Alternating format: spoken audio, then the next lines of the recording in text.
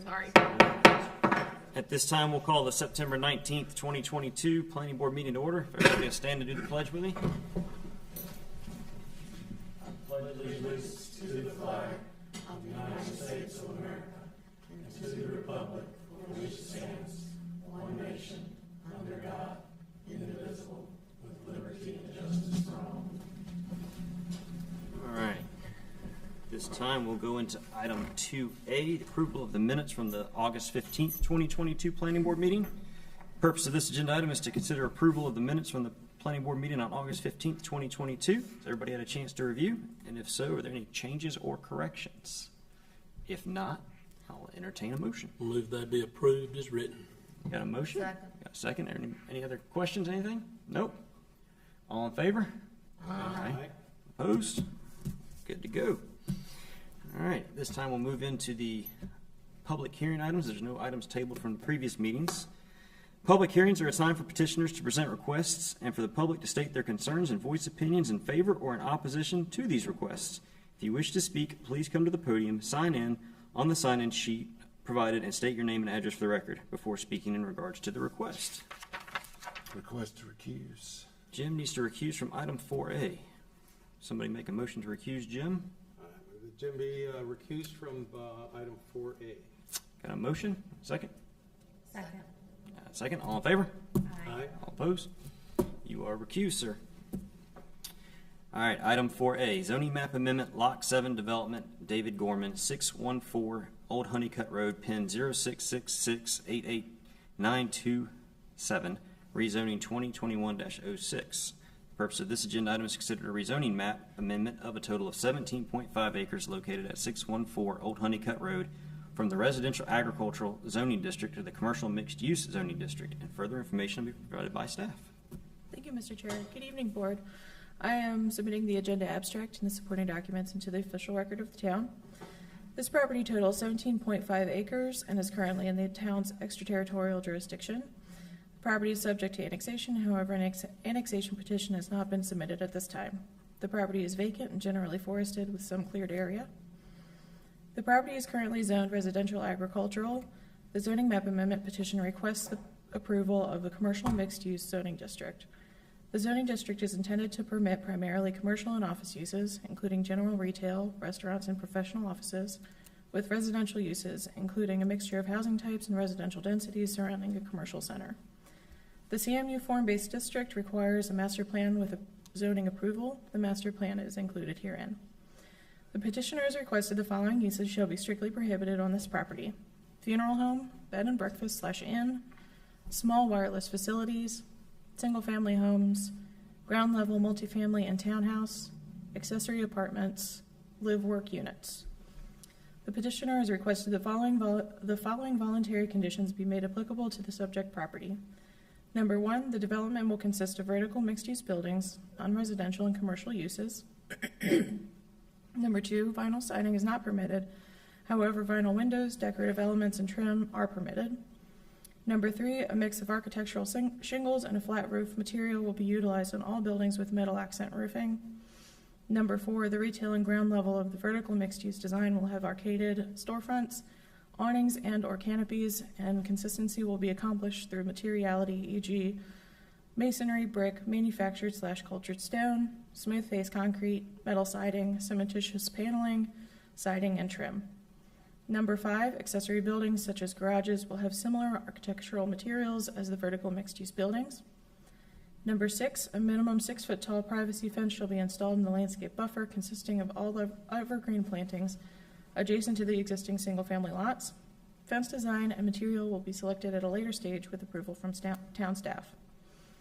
Number 7, a detailed landscaping of the plaza / civic areas will show street furniture, bike racks, and trash / recycle receptacles. Number 8, art features and monumental signage at key locations will be incorporated with the design to help identify the project. The master plan is characterized by vertically mixed-use buildings, commercial and civic areas. It provides a flexible design that considers the integration of uses, connectivity, character, transportation options, and the preservation of natural features. To comply with zoning map amendment petition requirements, the associated master plan document and related maps shall identify permitted uses, arrangement of uses, open space, thoroughfare network, utilities, pedestrian network, architectural design and standards, building layout, and landscaping. The master plan shall also adhere to all other standards provided by Article Q and Appendix B of the Land Development Ordinance. The CMU zoning district has a 50-foot maximum non-residential building height and a 50% minimum non-residential allocation requirement, with a minimum of 15 acres devoted to non-residential uses. Due to the site of the buildable area of the property and the requirements of the CMU zoning district, the proposed master plan is comprised of 100% non-residential first-floor uses in the form of vertical mixed-use buildings, with non-residential on the first floor and residential above, standalone commercial buildings, and civic space. The maximum allowed density for the CMU zoning districts is 10 dwelling units per acre, but vertical mixed-use buildings containing residential dwelling units above non-residential uses on the first floor do not count toward the maximum density calculations. The master plan proposes a facade treatment that shall be of an urban sense of style, with arcaded storefronts in varying depths and retail signage in an assortment of materials, textures, and colors. A consistent architectural theme and color palette will be carried throughout the development to tie the buildings together. All standalone buildings shall be designed and coordinated to carry the same architectural style and color palette for all the buildings to blend harmoniously with the community. Outward-facing building facades along Old Honeycutt Road and Purfoy Road will have a similar level of design as the interior-facing building facades in terms of colors and materials, as well as glazing and doors to provide duplicate frontages. A unified design document, as well as approved with the first site plan for this development and any subsequent revisions approved as otherwise allowed by the LDO, shall become part of the adopted master plan upon approval. The master plan proposes a loop of private neighborhood streets that lead to Old Honeycutt and Purfoy Road. Due to the stream bordering the western property line and the existing subdivision to the south, no stub streets for future connection are proposed. The proposed form-based street sections will be private rights-of-way built to the public road standards. The street sections will be modified to include traditional angled parking instead of reverse angled parking for the CS 90-60 street sections. Additional parking lots are located behind the proposed buildings. Based on the findings of a shared parking analysis conducted as part of the master plan process, the expected peak periods for ground floor retail usage are expected to be between 8 a.m. and 5 p.m. on weekdays and weekends. If parking needs for the retail uses conflict with residential uses in the northeast corner of the site, a portion of those spaces could be assigned as a short-term 2 or 3 hour limits between the hours of 8 a.m. and 5 p.m. If determined to be warranted after seeing the demands, this would only be marked in the spaces directly adjacent to the ground floor retail uses and regulated privately. Civic space is a green space dedicated for community use and can take many forms for active and passive recreation. The master plan proposes 1.23 acres of civic space, providing over the minimum 5% of civic space required for the CMU zoning district. All residential uses shall have a pedestrian access to commercial uses and civic spaces with 1,320 feet measured along sidewalks and paths. A square, park, or plaza shall create a discernible center in the development. The central plaza is proposed to be 0.95 acres and shall include an amphitheater, pavilion, outdoor dining area, walking paths, and green spaces. The amphitheater will host community events and create a focal point with outdoor dining opportunities both adjacent to the proposed buildings and with the civic space. Pedestrian sidewalks around the area with paths crossing the area. Additionally, a greenway trail is proposed to run north to south along the western portion of the site. This greenway trail is identified in the town's 2035 Community Transportation Plan. Surrounding properties are generally a mix of residential, office, and civic uses with some forested and cleared areas. The Sunset Forest subdivision is directly to the south, and the Sexton Place and Lakestone Village subdivisions lie northeast. To the north and northwest are office and civic uses, including the Fuquay-Varina Police Department. The Wake County Southern Regional Center and the Fuquay-Varina Community Library are to the southwest. Cleared agricultural land is located to the east and the southeast. The 2040 Community Vision Land Use Plan calls for the Community Activity Center classification at the subject property. This classification is defined as land offering the opportunity to serve the community's broader economic, entertainment, and housing needs. Residential units or office spaces may be found above storefronts. Homes in and surrounding the center of development may offer several choices to live and experience the activity center. The compact, walkable environment and mix of residential and non-residential uses in the center support multiple modes of transportation. Residential uses in Community Activity Center are secondary to commercial uses and open space combined in terms of development size, scale, footprint, and intensity. The requested zoning map amendment is consistent with the 2040 Community Vision Land Use Plan. Public water and sewer are available to serve the subject property. The subject property is located at the southwest corner of Old Honeycutt Road and Purfoy Road. Old Honeycutt Road is classified by the town's 2035 Community Transportation Plan as an 80-foot right-of-way and identified as a 3-lane median divided road with turn lanes and side paths, and a future carrying capacity of 10,800 ADT. Old Honeycutt Road is currently a 2-lane roadway with a current carrying capacity of 9,500 ADT. 2015 traffic counts taken in front of the property indicate an ADT of 6,100. Newer traffic counts for the Old Honeycutt Road are currently unavailable. Purfoy Road is classified in the town's 2035 CTP as a 110-foot right-of-way and identified as a 4-lane median divided road with side paths and a future carrying capacity of 36,600 ADT. Purfoy Road is currently a 3-lane median divided road with turn lanes and a current carrying capacity of 12,400 ADT. 2019 traffic counts taken in front of the property indicate a ADT of 12,000. Newer traffic counts for the Purfoy Road are currently unavailable. CTP required frontage improvements along Old Honeycutt Road and Purfoy Road are demonstrated on the master plan. The petitioner held 2 neighborhood meetings, one on August 10th, 2021 and one on July 19th, 2022. Both meetings were held virtually via the Zoom web application. The meeting reports are attached and staff takes no position as to their content. Staff recommends approval of the proposed zoning map amendment. It is consistent with the 2040 Community Vision Land Use Plan and is reasonable and in the best interest of the public for the following reasons. The master plan included with the petition fulfills the intent of the 2040 Community Vision Land Use Plan by establishing viable non-residential development and creating the opportunity for non-residential uses to serve residents in a walkable environment. Number 2, transitions are proposed between existing and future development with higher intensities located along major thoroughfares and lower intensity uses located adjacent to existing development to improve compatibility. Number 3, an appropriate internal transportation network is provided throughout the entire development. There are access points for multiple means of ingress and egress to the subject property and an adequate network of internal streets, sidewalks, and greenway trails that connect each area within the proposed master plan to adequately carry anticipated traffic and provide reasonable vehicular and pedestrian traffic accommodations. Number 4, the requested zoning map amendment is consistent with the 2040 Community Vision Land Use Plan designation of the Community Activity Center and would allow for the proposed uses.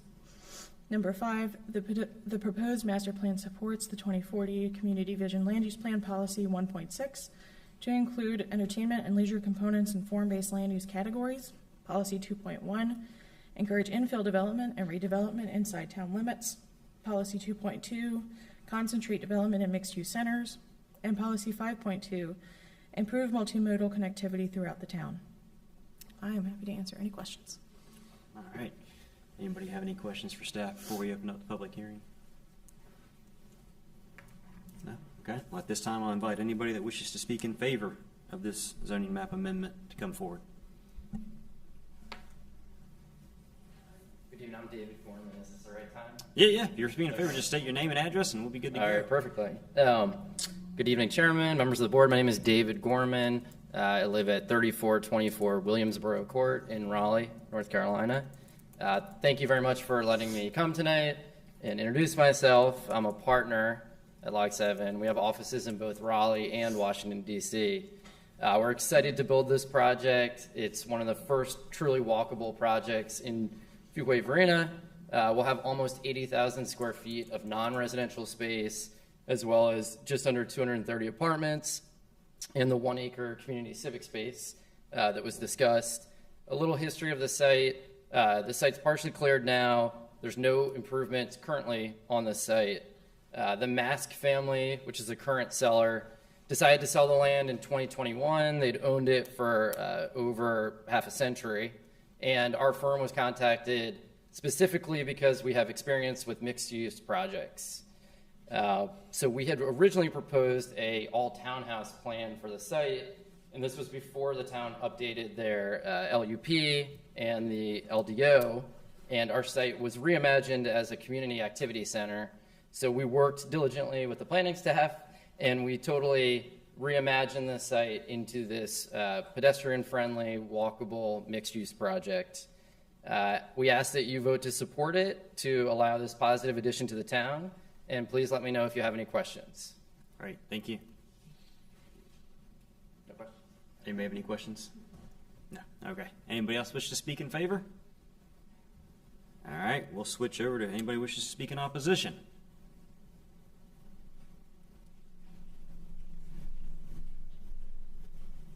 Good evening. I'm Sierra Royster. I live at 1329 Eastern Arch Drive, so I live behind the garages that are being planned. My mom lives at 1425 Stern Arch Drive, 7 houses down. I moved a whopping 7 houses from when I was in high school. So I've lived there for a very long time. She's proposed to be at the intersection of the parking lot and the greenway towards the front. When I was in high school, I could pull out and I could come there for lunch from Fuquay High School, no time. Now, sometimes it takes me 20 minutes to pull out of my neighborhood, and that is without any development being finished on Purefoy Road.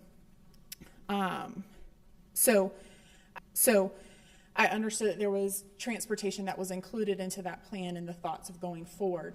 I just feel like at this point, and I've talked to numerous neighbors, at this point we really need to make sure that that plan's going to work for what is already being developed and coming down Purefoy Road. I feel like we're ahead of the game of putting in something in that corner when that is one of the major intersections that has a lot of traffic, has a lot of buildup, a lot of backup. I heard one of the people today talk about East Academy is supposed to be having a come through. So right in the middle of our neighborhood, there's plans for something to come through as well from the public library and straight through town. And so we'll have transportation coming through the middle of our neighborhood, and we still can't pull out of our neighborhood. And so in that regard, I hope that you'll look towards halting this plan right here, because we can't get out of our neighborhood. There's a lot of transportation issues. And I've tried to take my oldest daughter bike riding, since there is a lot of town-friendly things around us, and I had to take her back home because we almost got hit. The intersection is not safe, and the more traffic that comes into that area, the more we're going to have issues.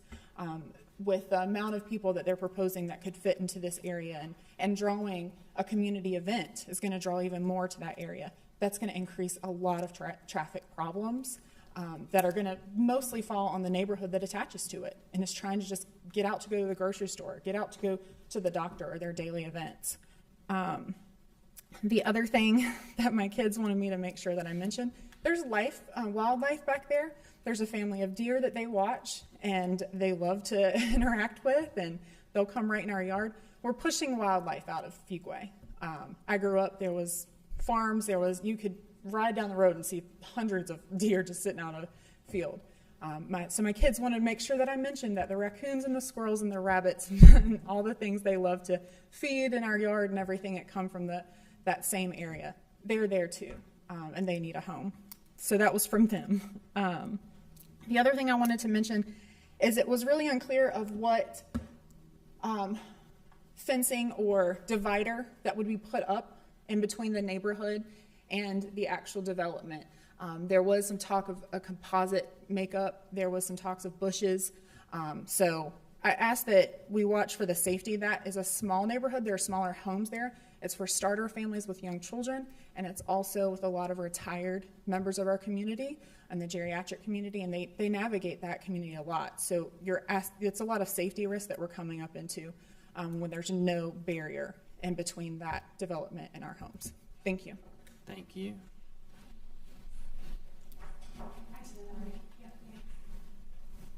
All right. Anybody else wish to speak in opposition? All right. I guess at this time we'll close the public hearing and bring it back to the board for discussion, questions, and all that good stuff. Could we ask staff to cover, I think there were some questions on the barrier, just heard questions on the barrier specifically. Yeah, I think it's worth noting. I mean, there's some conditions in there about evergreens, and I think there's some limit on size of the fence and those kind of things that could be beneficial to clarify. Right, so the required buffer is a 20-foot type B buffer along that southern property line. The developer also volunteered a privacy fence, so the material has not been finalized at this point, but that is one of the zoning conditions that will be provided. So the privacy fence meaning like it's fully opaque, basically, like you can't see through it, correct? And Yes. I think sometimes we tend to talk like, well, it's type B or type A, but public may not understand exactly what that means. So understanding that a type B is kind of the next level down from not being able to see through it, and then you kind of supplement that with some sort of a fence or barrier that is completely opaque. But I think that the material type is the only thing really in question, as opposed to whether it's wood or composite or what that may wind up being. The way the buffer restrictions are also set up, that landscape buffer will have to be on the residential side. They will get 100% of that required landscape screening. While a fence is allowed to be within the buffer, 100% of the landscape screening needs to be on the outside to provide that screening to the neighbors. And the evergreen is actually the added condition, correct? So that, we don't typically require an all evergreen screening. So meaning that buffer would stay kind of full year round. Yeah, I think the comments on traffic are always warranted. I mean, this we always get that one, and everybody knows this intersection is the back way to Chick-fil-A. It seems like everybody in Fuquay goes that way. And I was reading through the master plan. It talks about a traffic impact analysis that's due at kind of the next phase of this. But I guess my question would be is if we had any scoping meetings with DOT, because I think this one's going to be real important for the town to be involved in that scoping meeting and not just let DOT control it. Given that not only do we have a pretty busy intersection as it is, which it just recently got improved, so it's immensely better than it was, but you've got this development going in, and then we've got another one on the agenda that's going to extend Academy Street and tie back into it, and all those things are going to kind of gel together. And we do these scoping meetings with DOT. I don't know that DOT knows all those. So at what point do you guys require that process to go through for them so that? So what is already shown on the master plan is Old Honeycutt being upgraded to our 80-foot 3-lane median divided road with turn lanes and side paths. Perfo is going to be 110 4-lane median divided with side paths. Both entrances are right in, right out only due to their proximity to that major intersection, and both will have right turn lanes, decel lanes provided also. So that's just straight up CTP. That has nothing to do with DOT and traffic That has improvements. That's nothing not to really do- even do a study. Right, that is right off the bat what is already shown on this master plan as required by the CTP. In addition, with the preliminary plan will be a traffic impact analysis. I feel pretty confident it warrants it. And then you're right, those will be discussions with DOT. Excitingly, we have now a transportation engineer, so we have been able to dig a little bit deeper into the traffic impact analysis and our relationship with DOT, but we will definitely be having comprehensive discussions, not of this by itself, but this project along with other projects that are going in the area. All right. The other comment I'd like to make is the East Academy going through actually provides them with provides this neighborhood with a way to get out of the neighborhood that's not a left-hand turn on Purfoy. It's actually, if you end up going, go in that direction, you get to Judd Parkway or the whatever the little things are by the regional center. So there are actually, and this is something I think that we kind of forget to point out for the transportation plan as we try to make it more and more of a grid-like system. It does provide more opportunities for traffic to go in more than one direction instead of being backed up in the only way out. So those are the kind of things I think And it that diffuses that pressure. it really diffuses that pressure. And I'm just thinking if I'm in that neighborhood and I'm looking forward to sitting there at a left-hand turn with all of my neighbors trying to get out of that, I understand that's difficult. But if I was able to make a right-hand turn out by the library, boy, that's a little bit easier. Although if I'm going to Chick-fil-A, I still got to kind of go around the horn, but It's worth it though, right? yeah, always worth it. And then the natural stuff, I also want to point out we're saving wetlands here. You know, there is some open space here.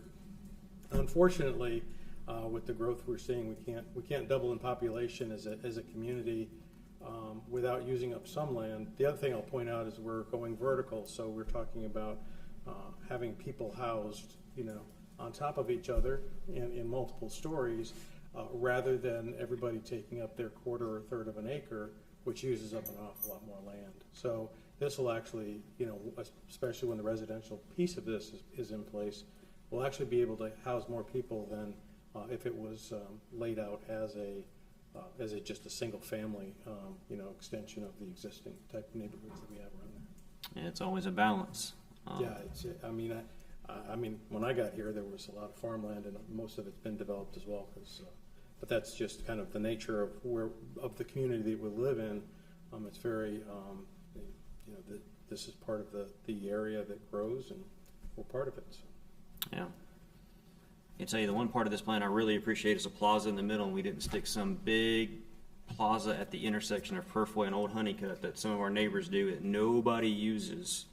And you drive by the intersection, you see big old piles of brick, and nobody's using them. It's kind of nice to see one integrated in the center of this. That it kind of reminds me a little bit of North Hills-esque in that center where the ice cream shop's at, and that kind of area. It's really nice. It's a good, well laid out plan.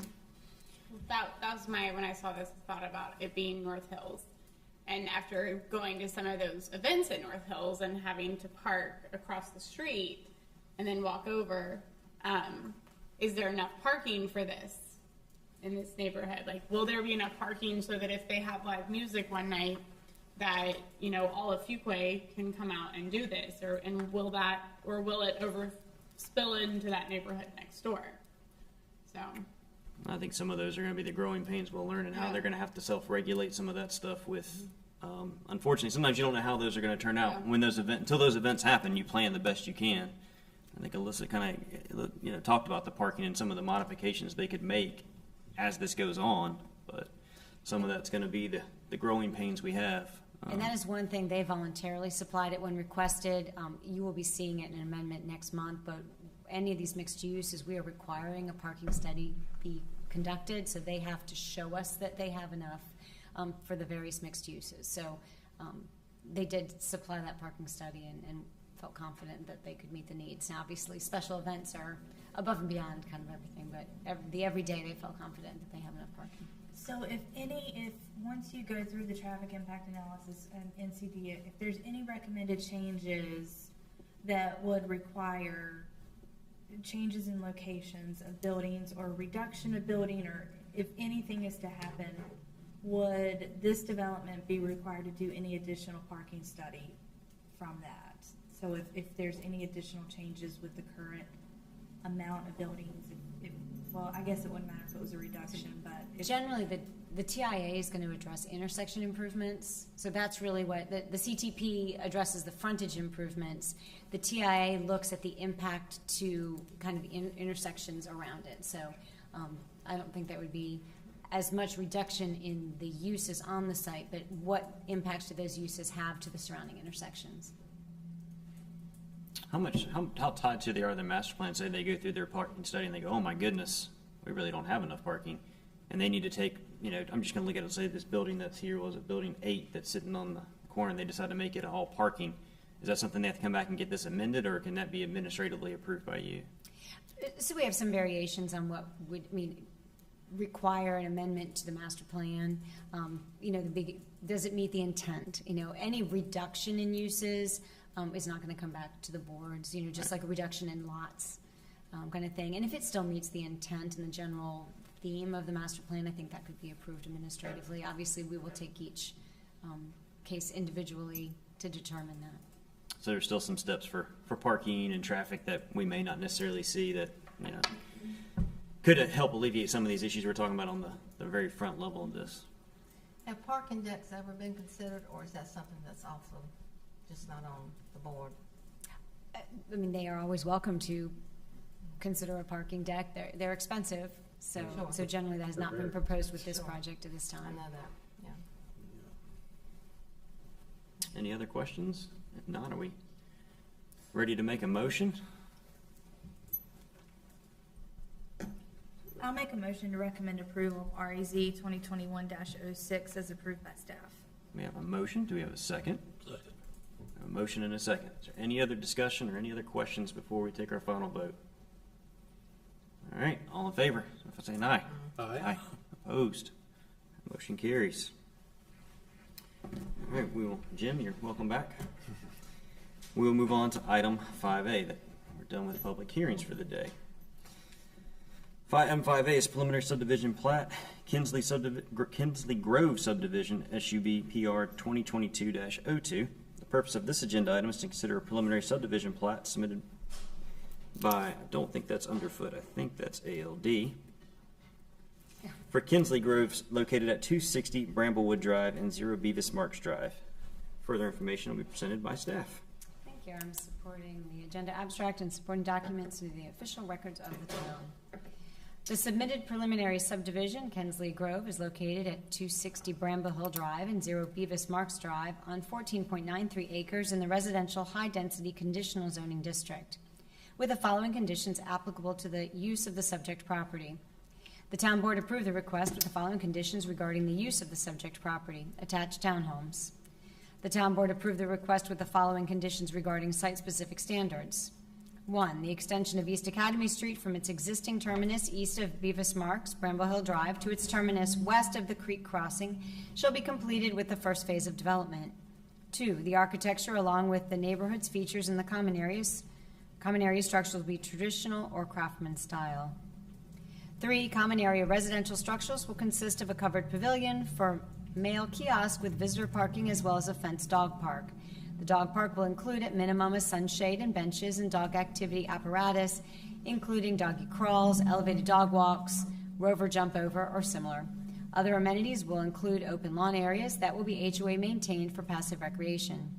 4, all residential housing will have a minimum street-facing enclosed single-car garage. Garage doors will be painted to complement the house trim or siding color and will have either windows, decorative details, or carriage-style adornments.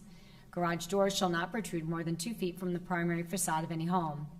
5, a varied color palette should be utilized on homes throughout the subdivision to include a minimum of 3 color families for siding and may include varied trim, shutter, and accent colors complementing the siding color. 6, residential front entry doors will have a minimum 25% glazing, side lights, or transom. 7, all homes will have architectural shingles as the primary roof material. Accent materials such as standing seam metal roofs may be used on accent roof features. 8, exterior elevation shall use a combination of any 2 of the following: brick or masonry veneer accents, board and batten siding, horizontal siding, or shake siding.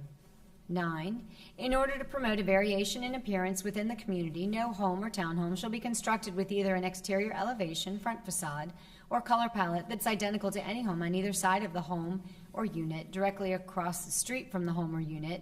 Variations of the front facade shall include a combination of any 2 of the following: shutters, architectural projections, gables, dormers, or bay windows. Covered front porch, balcony, covered entry, portico, or stoop. Decorative trim, shake, cornice, horizontal trim, brackets, or air vents and windows on gables. Trellis or shed roof over garage door. Number 10, vinyl siding is not permitted. However, vinyl windows or decorative elements and trim are permitted. 11, the density of the development shall be limited to 10 dwelling units per gross acre. Number 12, attached townhomes will consist of a mix of 3, 4, 5, 6, and 6 or 7 unit buildings. No more than 50% of the units shall be contained within a 7-unit building. 13, within a block consisting of 6 units or fewer, no elevation may be repeated. With a block consisting of 7 units, a single elevation may only be repeated twice, provided that elevation is not adjacent to the same elevation. 14, the roof line of attached townhome buildings shall not consist of a single mass roof.